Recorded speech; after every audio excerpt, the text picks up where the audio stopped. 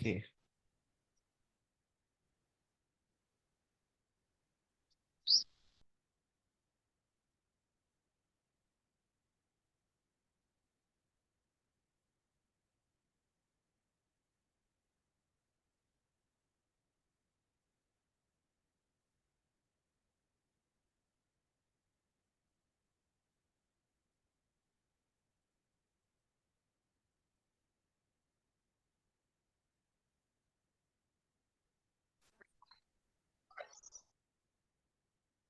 Good afternoon to all of you. Today we are going to discuss a very important topic, astringent. Okay. We will understand what is astringent and what are the examples and how we use this in pharmaceutical industry and what are the medicinal effects of astringent in human body. It is used topically. Okay. So we start with the introduction part. As you see in the image, this image, it is alum. It is fitkari. ठीक है, फिटकरी is example of astringent, commonly we use at our home. फिटकरी से आपने कभी ना कोई काम किया ही होगा, तो फिटकरी को हम एलम कहते हैं। ठीक है, और ये एस्ट्रिजेंट का एग्जाम्पल है। Astringents are the substance that draw the water from the tissue and cause them shrink. ये क्या करते हैं, जब हम इसे स्किन पे टॉपिकली अप्लाई करते हैं तो ये स्किन से वाटर को ड्रॉ ड्रॉ करते हैं, खींचते हैं, जिससे स्किन थोड़ी सी ड्राई हो जाती है और श्रिंक हो जाती है, सिकुड़ जाती है। ठीक है, और ये प्रोटीन को प्रेसिपिटेट भी करते हैं, तो ये it act as a protective agent. ठीक है, ये स्किन को कैसे प्रोटेक्ट करते हैं, जो प्रोटीन है उसको प्रेसिपिटेट करेंगे। ठीक है, और वहां पर एक श्रिंकिंग होगी जिस वजह से वहां पर प्रोटेक्शन का इफेक्ट आएगा। ठीक है, आपने कॉमनली यूज्ड एक प्रोडक्ट है जो कि बहुत ज्यादा यूज किया होगा, क्लिंजर। ओके, क्लिंजर आप देख सकते हैं इमेज में, ये आपने कई बार यूज किया होगा अपनी डेली लाइफ रूटीन में। ये बहुत ज्यादा कॉमनली यूज्ड प्रोडक्ट है, तो इसमें एस्ट्रिंजेंट ऐड किया जाता है।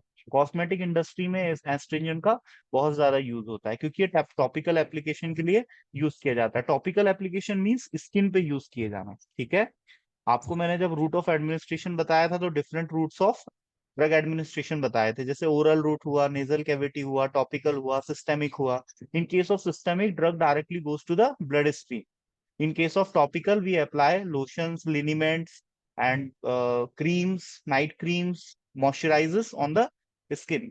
So, astringent used by the cosmetic industries. It act as a protective agent. जैसे किसी को वुंड का फॉर्मेशन हुआ है, किसी को कट लग गया है, किसी को ब्लीडिंग हो गई है, हमें ब्लीडिंग को रोकना है, तो in such kind of cases we use astringent. Okay, and most common example of astringent is alum. So astringent is a substance that draw the water from the tissue and causing them to shrink.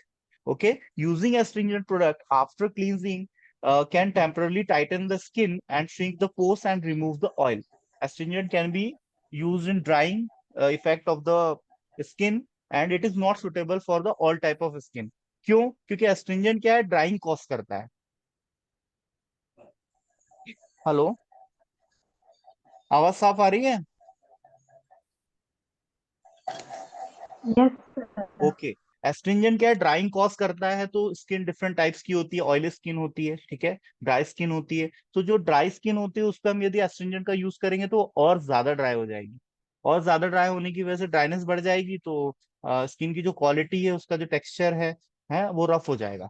ठीक है, जैसा कि ठंडी के दिनों में आप देखते हैं स्किन से मॉइस्चर निकल जाता है, स्किन काफी ड्राई हो जाती है ना। तो ऐसी कंडीशंस डेवलप ना हो इसलिए ड्राई स्किन पे एस्ट्रिंजेंट का उपयोग नहीं किया जाता है ना। जैसे आपने कैलामाइन लोशन का यूज किया होगा, calamine lotion is also example of astringent. ठीक है, you are understanding what is astringent? Okay, now we move to the next slide. Astringents are the substance which precipitate the protein. It is a drug which makes the cell shrink by precipitation of protein from the skin surface, and it is used in the lotion to hard and protect the skin and reduce bleeding from the minor abrasions. Any minor cut on the skin is cause bleeding. तो हम उस bleeding को यदि रोकना चाहें तो हम वहां पर एस्ट्रिंजेंट अप्लाई करते हैं। ठीक है, तो एस्ट्रिंजेंट अप्लाई करने से वो ब्लीडिंग भी रुक जाती है और वहां की स्किन पे एक प्रोटेक्टिव लेयर भी फॉर्म हो जाती है। ठीक है, श्रिंकिंग की वजह से। सो ये एस्ट्रिंजेंट का मैकेनिज्म ऑफ एक्शन है। Other preparation in which they are used as a antiperspirant. Antiperspirant means जो पसीने की बैड स्मेल को कम करे। ठीक है, जब भी हम कोई एग्जर्शन वाला काम करते हैं, कोई हार्ड वर्क करते हैं, तो उस केस में स्वेटिंग बहुत ज्यादा होती है। तो स्वेटिंग से क्या है, एक बैड स्मेल स्प्रेड होती है हमारे आसपास, जो कि हमारे आसपास के लोगों को काफी अनकंफर्टेबल फील करा सकती है। तो जो एंटी परस्पिरेंट्स के फॉर्मुलेशंस आते हैं, जो मार्केटेड प्रोडक्ट्स आते हैं, उसमें एस्ट्रिंजेंट ऐड किया जाता है, क्योंकि ये एंटी परस्पिरेंट का काम करता है। तो पसीने की बदबू को कम करने वाले जो स्प्रेज आते हैं, उसमें भी एस्ट्रिंजेंट ऐड किया जाता है। ठीक है, जो माउथ वॉशेस आते हैं, गार्गल्स आते हैं, थ्रोट लोजेंस आती हैं, है ना, इसमें भी इसका प्रयोग किया जाता है, और आई ड्रॉप्स में भी इसका प्रयोग किया जाता है। तो these are the different application of astringent in pharmaceutical and as well as cosmetic industries. It stimulate the growth of new tissue, and they apply locally and produce the corrosive effect and concentrated solution to remove the undesirable tissue growth. In case of words, words means आपने देखा होगा कुछ लोगों को मुहासे हो जाते हैं, तो उस केस में कैलामाइन लोशन जैसी चीजें हम यूज करते हैं, है ना। मुहासे के जो वर्ड्स के जो माउथ होते हैं, और उसपे जो एक्सिस टिश्यू का ग्रोथ हो जाता है, उसको ये रिमूव करता है। ठीक है, तो एक रिमूवल इफेक्ट देता है फॉर अनडिजायरेबल टिश्यू ग्रोथ। जैसे वर्ड्स वर्ड्स आपने देखा होगा स्किन पे जो छोटे छोटे से मुहासे होते हैं ना, उस टाइप के वर्ड्स होते हैं। ठीक है, तो स्किन पे भी एस्ट्रिंजेंट का उपयोग किया जाता है। तो यहाँ तक क्लियर है? My voice is clear to you all? Hello? Yes, sir. Yes, sir. Yes, Okay. sir. Now we are Sir. moving to the next slide. Uh, Listen, यदि voice clear ना नहीं रहेगी ना, तो don't worry about it. Okay. Next slide. We revise what is astringent. Okay. It is applied topically, and it precipitate the protein, and its action is protective. Okay, and it control the bleeding. It is used for words and treatment of wounds. ठीक है, जो फोड़े फुंसी होते हैं छोटे मोटे, उस पे एस्ट्रिंजेंट का प्रयोग किया जाता है। ठीक है, अब आगे देखते हैं एस्ट्रिंजेंट के एग्जाम्पल्स। ओके, मेटालिक एस्ट्रिंजेंट्स होते हैं जिसमें एल्यूमिनियम कंपाउंड आते हैं, और जिंक कंपाउंड आते हैं, जैसे जिंक ऑक्साइड हुआ, जिंक क्लोराइड हुआ। Calamine, calamine is very common, आपने सुना होगा कभी ना कभी। Iron oxide, zinc oxide, silver nitrate. Silver nitrate आपने देखा होगा इन केस ऑफ बर्निंग यूज करते हैं, जब भी कभी स्किन जल जाती है तो उस पर सिल्वर नाइट्रेट का ऑइंटमेंट लोशन लगाया जाता है। Potassium permanganate. So these are the example of astringent. Vegetable astringent में आता है टैनिक एसिड। ठीक है, tannic acid is also act as a astringent. So these are the different example of astringent. So you have understood the definition of astringent, and how we use it in pharmaceutical or in cosmetic industries, and what are the different examples. Most common example is alum, fitkari.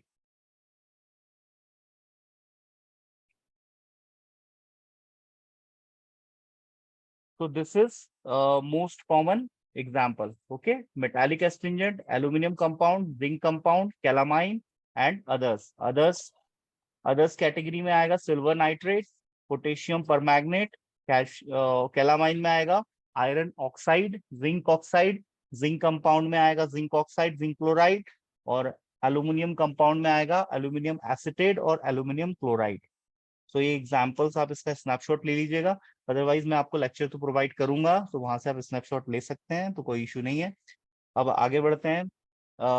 आप example का image दे सकते हैं, ये देखिए zinc sulphate और alum. Alum ऐसा दिखता है पेठे जैसा, ट्रांसपेरेंट होता है ना। आपने देखा होगा पहले लोग दाढ़ी बनाते थे तो फिटकरी घिस लिया करते थे, है ना। तो ये फिटकरी वही है। ठीक है, और फिटकरी का यूज पानी को साफ करने में भी होता है, तो फिटकरी के बहुत से यूज है। कोई आपको एग्जाम्पल याद ना है तो फिटकरी तो आप लिख ही सकते हो, एलम। ठीक है, तो और जिंक सल्फेट। आप कोई भी कॉस्मेटिक प्रिपरेशन देखोगे तो उसमें आपको एस्ट्रिंजेंट नजर आ जाएंगे, जो मैंने आपको अभी केमिकल्स के नाम बताए हैं। ठीक है, ये आपको कहीं ना किसी कॉस्मेटिक प्रोडक्ट में देखने को मिल जाएंगे यदि आप ध्यान से देखोगे तो। ठीक है, फीमेल्स जो कॉस्मेटिक यूज करती हैं वो थोड़ा सर्च करेंगी कि ये कहाँ पर है ये केमिकल्स, और ये केमिकल्स यदि हैं तो वो एस्ट्रिंजेंट इफेक्ट के लिए उस कॉस्मेटिक में यूज किए जा रहे हैं। ठीक है, नहीं तो आपने क्लेंजर तो यूज किया ही होगा जिसका मैंने आपको इमेज दिखाया था। ठीक है, तो वो क्लेंजर बहुत ज्यादा कॉमन है, मैंने भी कभी यूज किया था, बहुत बढ़िया क्लीनिंग करता है, तो एक क्लीनिंग इफेक्ट भी देता है स्ट्रिंजेंट, है ना। अब जैसे हमारे स्किन पे कोई भी डस्ट है या कोई भी बाहर से कोई प्रोटीन आ गया है, आपने देखा होगा कि प्रोटीन तो इसका सेल मेम्ब्रेन का एक कंपोनेंट होता है ना। तो हम यदि बाहर डस्ट में जाते हैं जहां पर बहुत ज्यादा पॉल्यूशन है, ठीक है, हाइजेनिक कंडीशन उतनी बढ़िया नहीं है, तो हमारी स्किन पे कहीं ना कहीं एक्यूमुलेशन हो जाता है। तो उन चीजों को रिमूव करने के लिए एस्ट्रिंजेंट बहुत बढ़िया क्लेंजिंग इफेक्ट देता है, ठीक है। क्लेंजिंग इफेक्ट देता है, एंटी परस्पिरेंट इफेक्ट देता है, बैड स्मेल को कम करता है। तो बहुत सारे फायदे हैं इसके, है ना, कॉस्मेटिक इंडस्ट्री में। तो ये आपने इमेज देखी इसकी, एलम और जिंक सल्फेट। जिंक सल्फेट का टैबलेट आपने देखा होगा इन केस ऑफ डायरिया में भी यूज होता है, जब किसी को लूज मोशन होता है, वाटर लाइक स्टूल पास करता है ना, फ्रीक्वेंट स्टूल पास होते हैं, है ना। तो दस्त जैसी कंडीशन में भी जिंक सल्फेट के टैबलेट दिए जाते हैं, 10 mg और 20 mg के डोजेज में। It's available in the market. तो ये जिंक सल्फेट आपका हो गया। नाउ यूजेस, है ना। आपने स्टेपल वर्ड सुना होगा। स्टेपल मतलब किसी चीज को चिपकाना।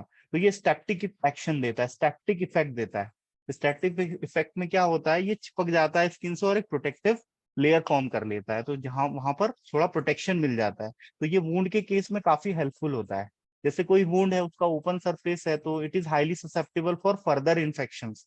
उस वुंड वुंड का जो ओपन सरफेस है, ओपन जो माउथ है, वहां से फर्दर बैक्टीरिया वायरसेस वहां अटैक करके डीप पेनेट्रेट करके इन्फेक्शन को और ज्यादा डेप्थ दे सकते हैं, तो उसको ये रोकता है।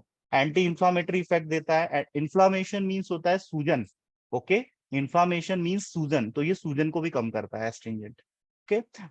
एंटी परस्पेरेंट तो अभी आपको मैंने बताया। एंटी माइक्रोबियल इफेक्ट भी देता है। कैसे देता है एंटी माइक्रोबियल इफेक्ट? माइक्रोब्स का जो प्रोटीन है, माइक्रोब्स की जो सेल का मेम्ब्रेन होता है, वो भी तो प्रोटीन से बना होता है। तो उसका जो प्रोटीन है उसको ये प्रेसिपिटेट कर देता है, और हेलो, और प्रेसिपिटेशन की वजह से, बुशरा आप तो सेक्शनल ना। चलिए मैं क्लास के बाद आपसे बात करता हूँ, ठीक है, ओके। तो माइक्रोब का जो मेम्ब्रेन होता है, ठीक है, मेम्ब्रेन में जो प्रोटीन होता है उसको प्रेसिपिटेट कर देगा। तो मेम्ब्रेन क्या है, टूट जाएगा। और मेम्ब्रेन यदि टूट जाएगा तो ऑर्गेनिज्म तो गया काम से, है ना। तो anti microbial effect, it remove the unwanted hair from skin, ठीक है। अब ये कॉस्मेटिक की बात है ना। फीमेल्स क्या करती हैं, वैक्सीनेशन जैसी बहुत सारी प्रोसेस अपनाती हैं हेयर रिमूव रिमूव करने के लिए, है ना। तो हेयर हेयर रिमूव करने के जो प्रोडक्ट्स आते हैं कॉस्मेटिक्स में, उसमें भी एस्ट्रिंजेंट ऐड किया जाता है, ठीक है। So these are the different applications. ये एग्जाम पॉइंट ऑफ व्यू से बहुत इंपॉर्टेंट है। एस्ट्रिंजेंट पूछा जाता है 3 से 4 नंबर में। ऐसा क्वेश्चन आता है, right a short note on following. तो जैसे डेंटल प्रोडक्ट्स हुआ, और आपका एंटासिड्स हुआ, एस्ट्रिंजेंट हुआ। तो ये कॉमनली आस्क्ड क्वेश्चन है जो एग्जाम में पूछे जाते हैं। तो आप लोग इसको थोड़ा सा देख लीजिएगा, इसके नोट्स बना लीजिएगा, इसको रिवाइज कर लीजिएगा, है ना।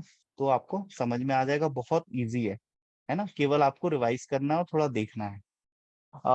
एलम का ये फॉर्मूला आप देख सकते हैं यहाँ पर। और ये कैसे बनता है, फ्रॉम एल्यूमिनाइट और बॉक्साइट से ये मतलब ऑब्टेन किया जाता है। और या तो ये मिक्सिंग से बनाया जाता है, यदि हम पोटेशियम सल्फेट और एल्यूमिनियम सल्फेट का रिएक्शन कराएं और उसकी मिक्सिंग करें, स्टेयरिंग करें, तो ये लैब में प्रिपेयर किया जा सकता है फिटकरी। अब इसकी फिजिकल प्रॉपर्टीज क्या है, कलरलेस ग्रैन्यूल्स होता है, क्रिस्टलाइन पाउडर होता है, ऑर्डरलेस होता है, स्वीट एस्ट्रिंजेंट टेस्ट होता है, सॉल्युबल इन वाटर होता है, सॉल्युबल इन ग्लिसरीन होता है, इनसॉल्युबल इन अल्कोहल होता है, aqueous solution in acidic in nature. जिसका जो एक्वस सॉल्यूशन होता है वो एसिडिक नेचर का होता है। तो these are the physical properties of alum.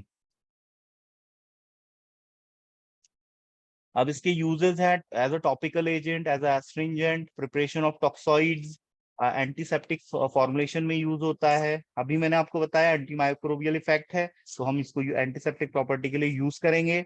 आपने देखा होगा फिटकरी का यूज करते हैं पानी को साफ करने के लिए, तो पानी में जो माइक्रोब्स है उसको फिटकरी मार देती है ना। एंटी माइक्रोबियल इफेक्ट है, माइक्रोब्स को किल करेगा। तो पानी के प्यूरिफिकेशन में, पानी की सफाई के लिए फिटकरी का यूज करते हैं।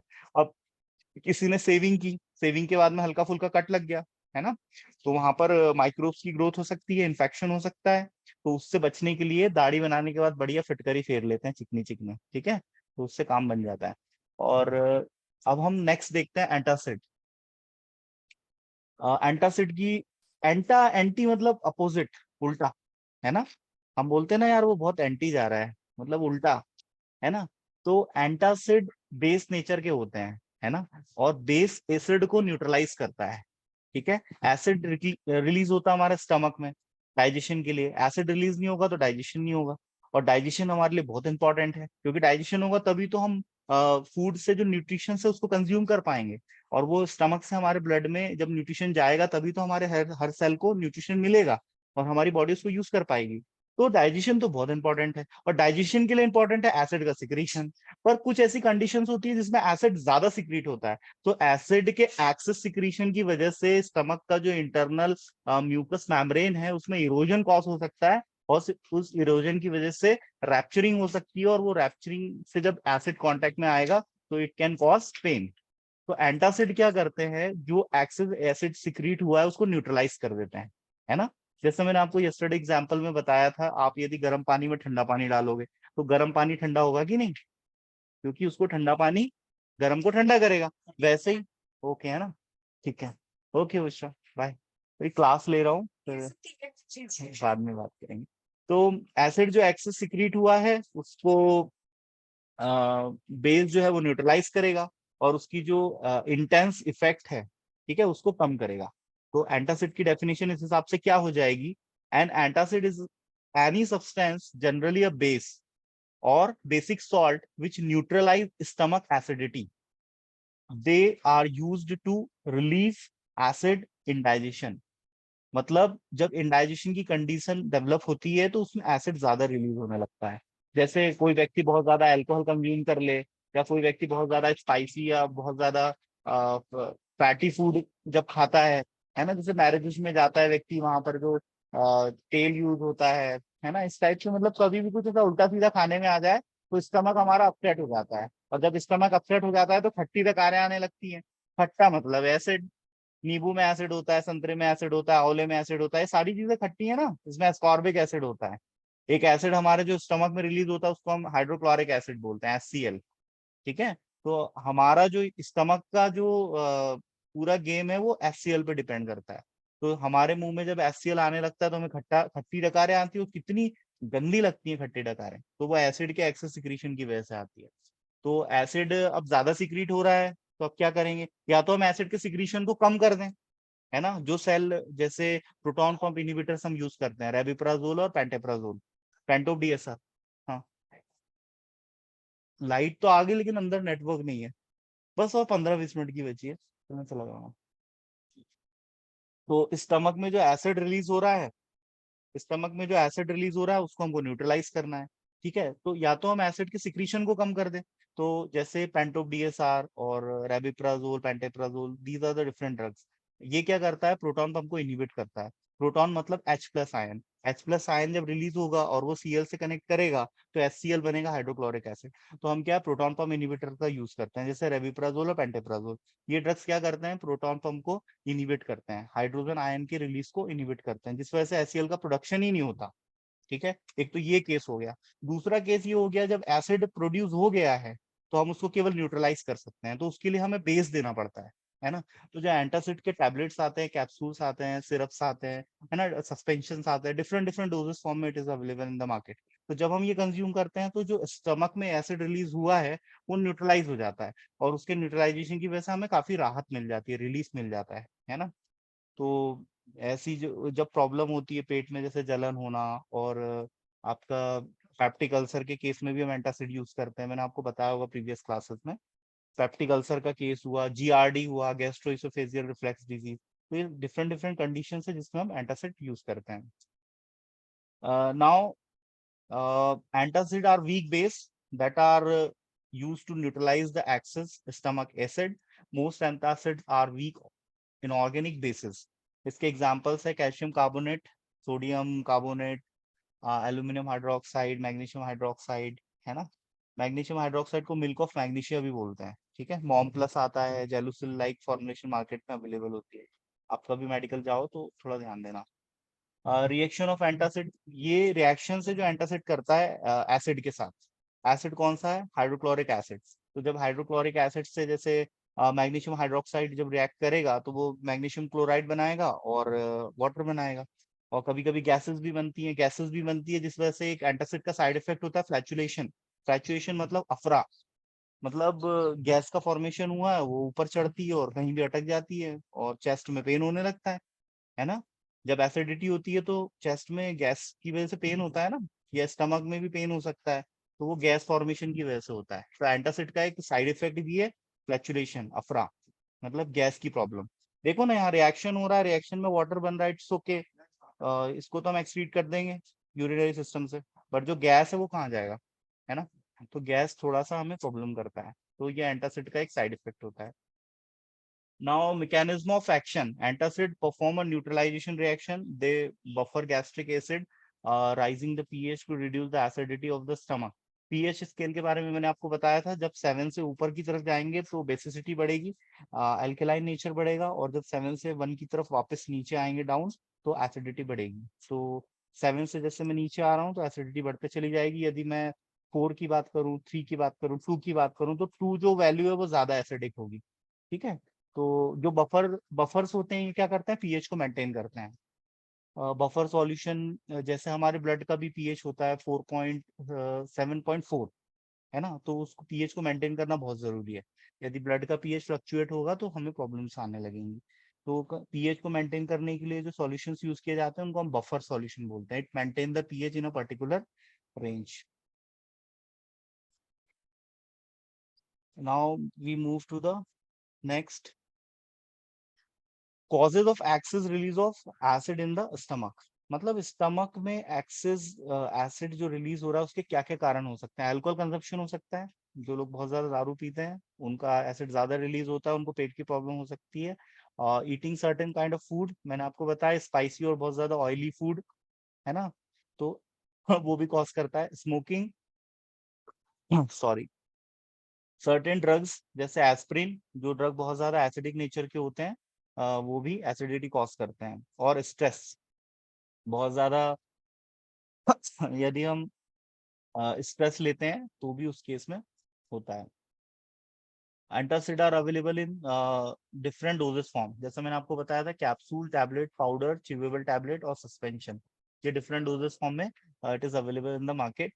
एंड फेमस ड्रग्स इसके कौन से हैं, aluminium hydroxide, magnesium hydroxide, calcium carbonate, calcium bicarbonate, bismuth sub silicates, और हिस्टामिन और सिमेटेडिन, एसिलॉक्स।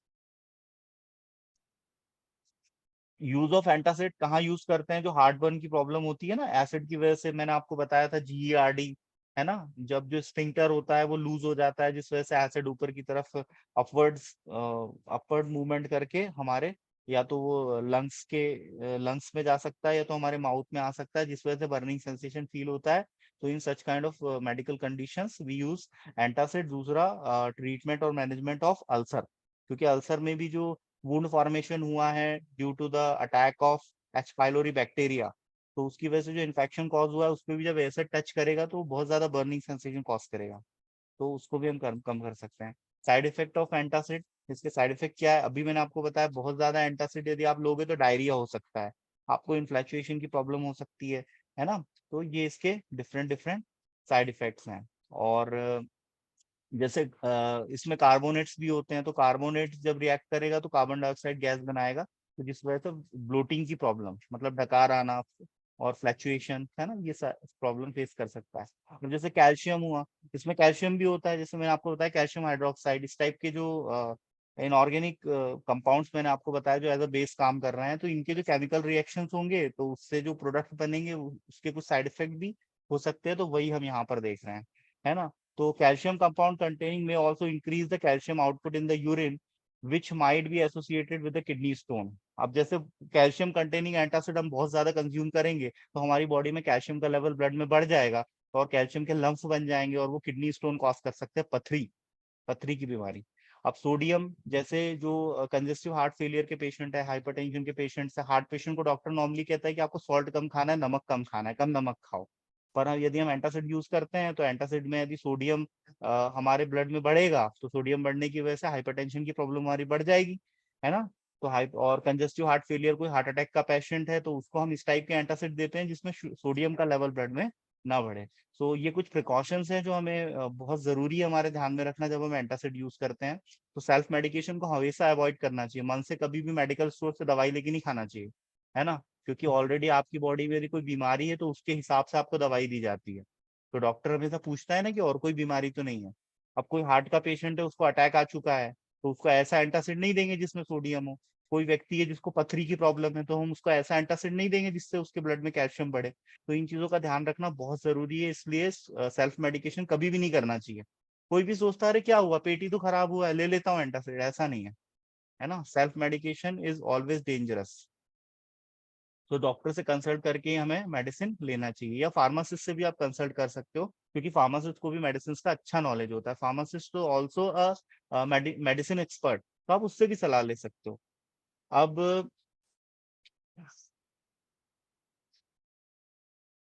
हम आगे देखते हैं, who can not take antacid. कौन पेशेंट नहीं ले सकते, तो मैंने आपको अभी बताया, जो जैसे हाइपरटेंशन के पेशेंट्स हैं, जिनको गैस की प्रॉब्लम होती है ना, और जिनका किडनी फेलियर है, इस टाइप के पेशेंट एंटासिड को यूज नहीं करते। अब इसके कुछ इंडिकेशन है कि किन कंडीशन में हम एंटासिड यूज करते हैं, अभी मैंने आपको बताया, जैसे नोजिया वोमिटिंग की प्रॉब्लम हो रही है ना, और आपको जैसे इंडाइजेशन की प्रॉब्लम हो रही है ना, पेट साफ नहीं हो रहा है, कॉन्स्टिपेशन हो रहा है, तो इन सब कंडीशन में एंटासिड ले सकते हैं।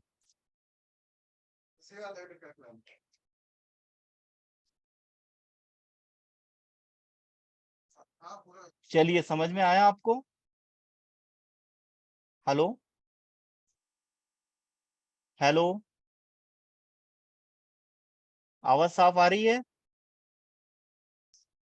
हेलो। Yes sir. चलिए ठीक है ना।